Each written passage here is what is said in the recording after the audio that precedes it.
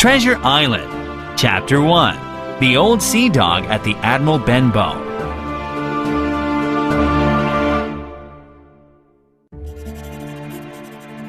My name is Jim Hawkins, and Squire Trelawney and Dr. Livesey asked me to write down the whole story of Treasure Island from beginning to end.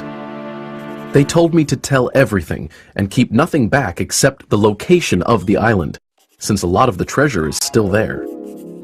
So, here I am, in the year 1750, remembering a time when my father ran the Admiral Benbow Inn, and an old seaman first came to our door. He was a tall, strong, nut-brown man, pulling a sea chest behind him. A dark pigtail fell over the soiled shoulder of his blue coat. His ragged hands had black, broken nails, and the scar across his cheek was a dirty, ugly white. He came in, sat down, and ordered a glass of rum. "A comfortable inn," he said, drinking slowly. "and in a good location. Many customers, mate?" "No, very few," my father said. "It's a pity." "Well then," he said, "this is the place for me. All I'll need each day is bacon and eggs in the morning, some rum, and a room with a high window to watch for ships." He threw down 3 gold pieces. "You can call me Captain," he said, looking fierce. "Let me know when you need more money to cover my board."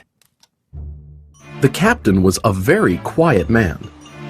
All day, he would hang around the cove or the cliffs with a brass telescope, and all evening he would sit next to the fire and drink rum. "Let him be," my father warned me. Every day the old man went for a walk, and when he returned to the inn, he'd always look over his shoulder and ask, "Have any seafaring men been here?" Occasionally, seamen did arrive at the Admiral Benbow, and he'd spy on them through the curtains. He took me aside one day and held out a silver coin. "I'll pay you every month," he said, "if you keep your eyes open for a seafaring man with 1 leg." "1 leg?" I said. "Let me know the moment he appears." On the first of each month, I'd ask him for my wage. He'd stare at me for a long time, but eventually he would give me my coin. "Look out for the seafaring man with 1 leg," he repeated ominously.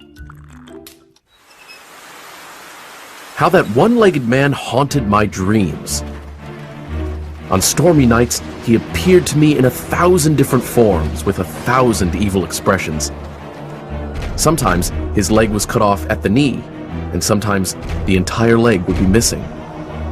The one-legged man would chase me over hedges and into ditches. I thought these nightmares were a high price for my monthly pay, but oddly, the captain himself didn't scare me at all. "More rum!" he'd shout. He'd force our trembling guests to listen to his stories and his singing, and he wouldn't allow anyone to leave. "Pay attention! 15 men on a dead man's chest," he sang. "Yo ho ho and a bottle of rum." Everyone sang in answer, joining in for fear of death. "You'd walk the plank in the dry Tortugas," he said, pointing to one reluctant guest. "and on the bloody Spanish Main," he said, pointing to another. "You'd be tortured and then hung." "He's lived among the wickedest men on the sea," one guest whispered. He uses such shocking language, said another. My father held his head in his hands. "The inn will be ruined. People won't come to be bullied and sent shivering to their beds." I disagreed and said to my father, "The captain does us good. People are frightened, but they like the excitement. There's even a group of young men who pretend to admire him. They call him Sea Dog and Old Salt, and say he's the sort of man that made England fearsome at sea." "But the money he paid us is long gone," my father said. "I don't know how to insist on more. Whenever I try, he just stares at me." Father wrung his hands and looked very ill. So, the captain stayed. He never wrote or received letters, or spoke with anyone but the guests, and then only when drunk. And we never saw inside his great sea chest. Late one afternoon, Dr. Livesey arrived to see my father, who had become quite sick. This well-dressed doctor, with his white powdered wig, clear eyes, and pleasant manners, contrasted sharply with the filthy, bleary-eyed old sailor, drunk and sitting with his arms on the table. Suddenly, the captain began to sing. 15 men on a dead man's chest, yo-ho-ho and a bottle of rum. Drink and the devil had done for the rest, yo-ho-ho and a bottle of rum.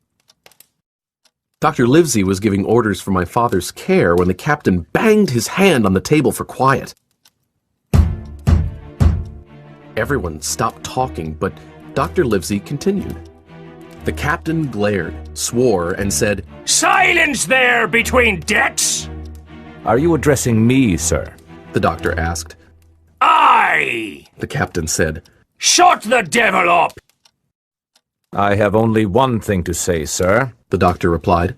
Keep drinking rum and you'll soon be dead, you scoundrel. The old fellow sprang up, opened a pocket knife, and threatened to pin the doctor to the wall. The doctor spoke louder.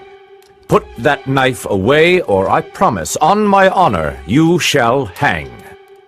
There was a battle of looks, but the captain soon closed his weapon, grumbling like a beaten dog. And now, sir, The doctor continued, I'll be watching you. I'm not only a doctor, but also an officer of the law. If I hear any complaints about you, I'll have you hunted down. So behave. Soon after, Dr. Livesey rode away, but the captain held his peace that evening, and many evenings to come.